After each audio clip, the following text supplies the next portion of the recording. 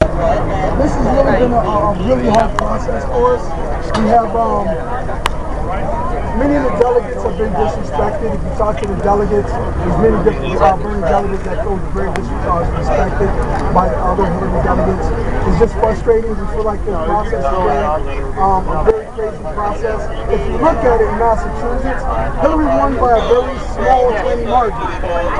And the delegates were split. I forget the numbers, but they weren't that far off. What's frustrating for me and what makes this process really unfair is that Bernie won and stinky.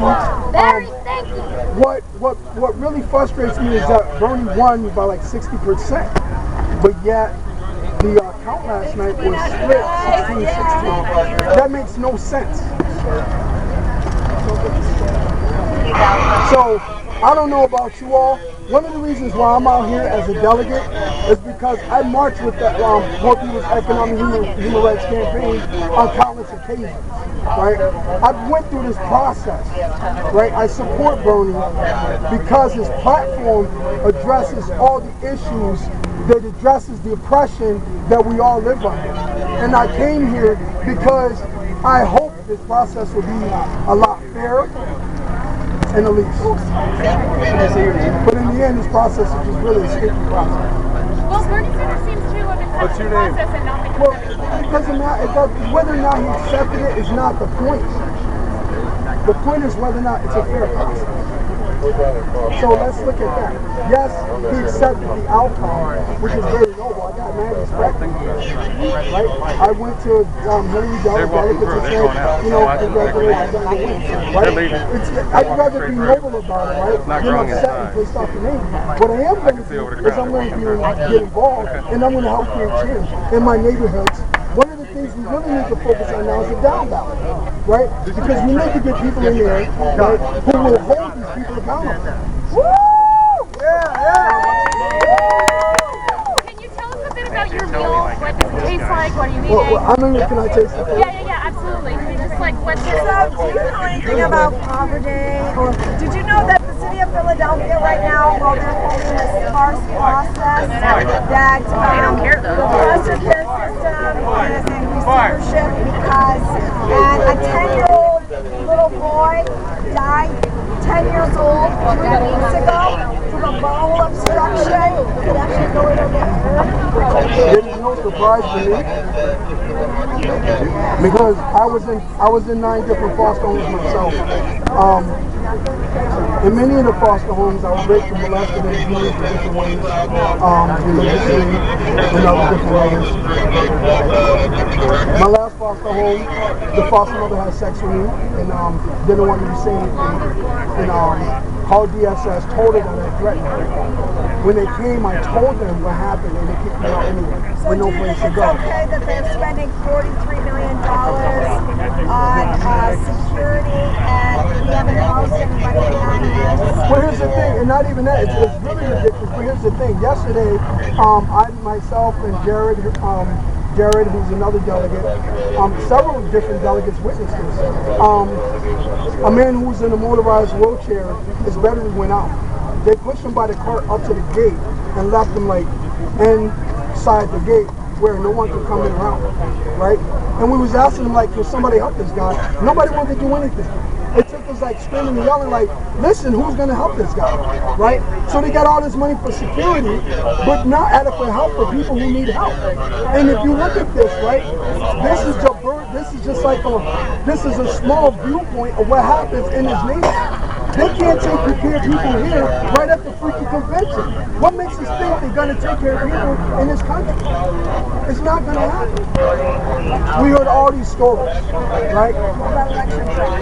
We heard all these stories. New York City, California, there's lawsuits as far as I understand. New York City's a joke. Bill Clinton's in Massachusetts going to the polling place. He has no business being there. Matter of fact, you cannot promote a candidate within a certain distance, right? He is a brand. Clinton is a brand. If you're in a polling place, you are promoting. There's no way that should happen. And you know what?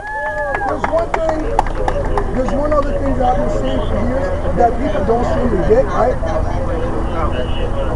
Yes, Bill Clinton is the one that signed the contract. right?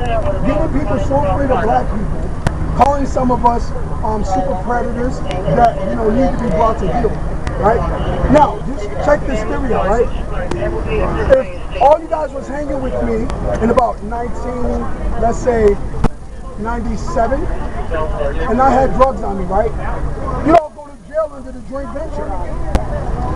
So if Bill Clinton signed a crime bill that destroyed black communities throughout this country, why shouldn't he be held accountable? And why shouldn't Hillary be held accountable on joint venture? It makes no sense.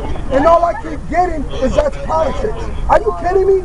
That's politics? Well, the next time that they have gross election in other countries, shut the hell up. Yeah. Can you walk us through the flavors that you're experiencing, the textures on your palate? Is it salty? Is it sweet? It's beans, it's pork and beans. You know what I mean? And every poor person pretty much has pork and beans. That's right. Woo! We know our beef. What's your name? On food stamps. What's your name? Take your Working time. 40 hours a week. Maurice Taylor. But my legal name is Maurice Taylor. I'm an artist. And where are you from, Mr. Taylor? Nice tie.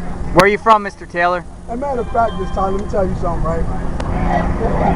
I look like I own money and I don't. A lot of delegates put money in to get me here. An amazing woman, Sanders Delegate, an amazing man, Jeff from Jeffrey Surat, donated this shit.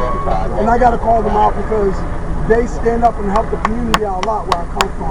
And it doesn't happen a lot. But this time, people wanted me to come here, represent well. Most time I look kind of bummy because I just don't want to look like this. But you know what, man? I'm not afraid to stand up. Where do you live? I live in Holyoke, Massachusetts. And you guys listen, man. Look, I'm going to tell you something, man. Holyoke is a segregated city. It really is, man. There's a lot of Puerto Ricans that live there, right? They don't get the justice that they deserve. It's horrific. You know what I'm saying? Now, I know the mayor that we have now is doing what he can, but we really need to change this process because I am not an economic guru, but something is really unjust. You know what I mean? And we need to really seriously figure out a way to spend our dollars different. Because if they're not going to change their ways, we need to change ours. So you're a delegate from Massachusetts. Yes, I am. And could you spell your name? Stop breaking our legislation. I was not supposed to charge my mouth by doing it anyways.